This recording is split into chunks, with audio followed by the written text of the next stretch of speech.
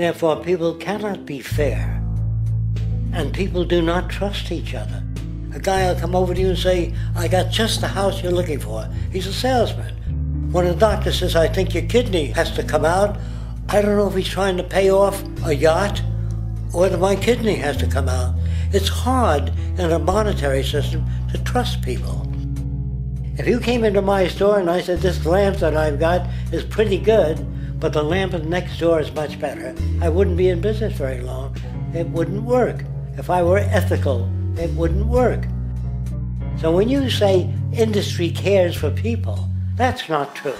They can't afford to be ethical. So your system is not designed to serve the well-being of people. If you still don't understand that, there would be no outsourcing of jobs if they cared about people. Industry does not care. They only hire people because it hasn't been automated yet. So don't talk about decency and ethics. We cannot afford it and remain in business. It is important to point out that regardless of the social system, whether fascist, socialist, capitalist, or communist, the underlying mechanism is still money, labor, and competition. Communist China is no less capitalistic than the United States. The only difference is the degree by which the state intervenes in enterprise. The reality is that monetaryism, so to speak, is the true mechanism that guides the interests of all the countries on the planet. The most aggressive and hence dominant variation of this monetaryism is the free enterprise system. The fundamental perspective as put forth by early free market economists like Adam Smith is that self-interest in competition leads to social prosperity, as the act of competition creates incentive which motivates people to persevere. However, what isn't talked about is how a competition-based economy invariably leads to strategic corruption, power and wealth consolidation, social stratification, technological paralysis, labor abuse, and, ultimately, a covert form of government dictatorship by the rich elite. The word corruption is often defined as moral perversion. If a company dumps toxic waste into the ocean to save money, most people recognize this as corrupt behavior. On a more subtle level, when Walmart moves into a small town and forces small businesses to shut down for they are unable to compete, a gray area emerges. For what exactly is Walmart doing wrong? Why should they care about mom-and-pop organizations they destroy? Yet, even more subtly, when a person gets fired from their job because a new machine has been created which can do the work for less money, people tend to just accept that as the way it is, not seeing the inherent corrupt inhumanity of such an action.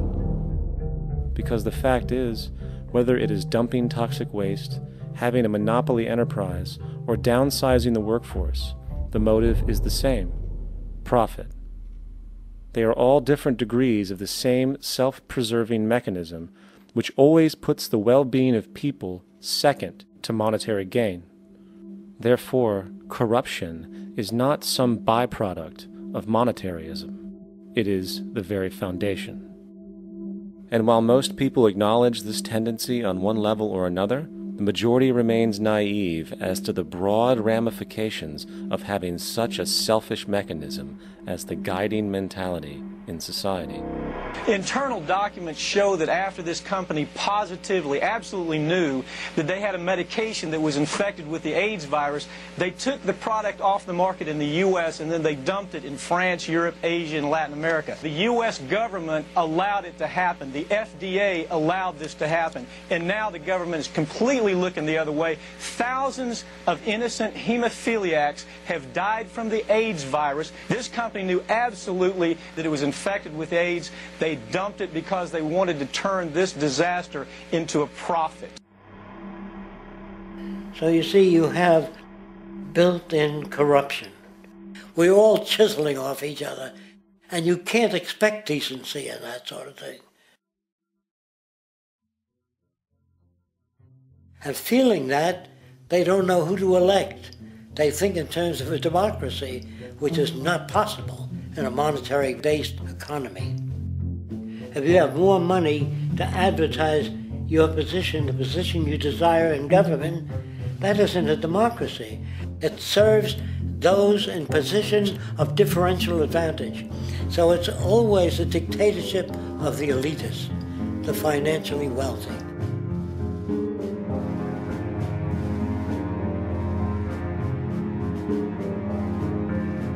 It is an interesting observation to note how seemingly unknown personalities magically appear on the scene as presidential candidates.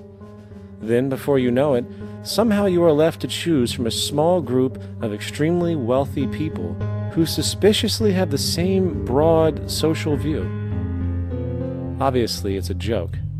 The people placed on the ballot are done so because they have been pre-decided to be acceptable by the established financial powers who actually run the show.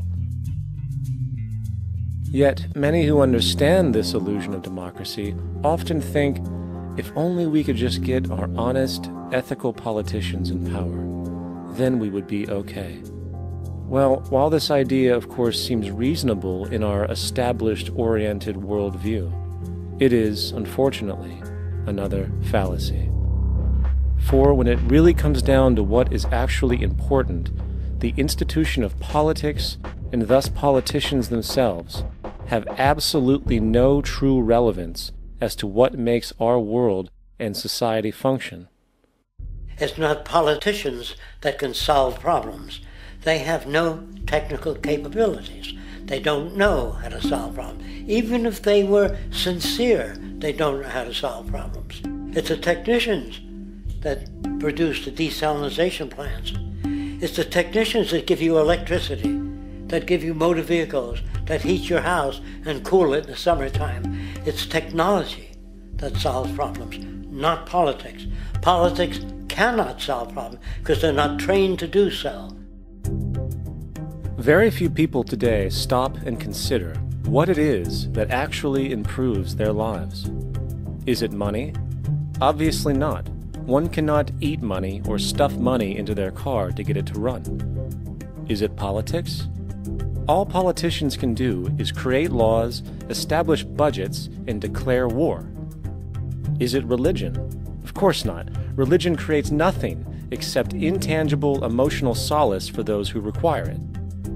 The true gift that we as human beings have, which has been solely responsible for everything that has improved our lives, is technology. What is technology? Technology is a pencil, which allows one to solidify ideas on paper for communication. Technology is an automobile, which allows one to travel faster than feet would allow. Technology is a pair of eyeglasses, which enables sight for those who need it. Applied technology itself is merely an extension of human attributes, which reduces human effort, freeing humans from a particular chore or problem. Imagine what your life would be like today without a telephone, or an oven, or a computer, or an airplane.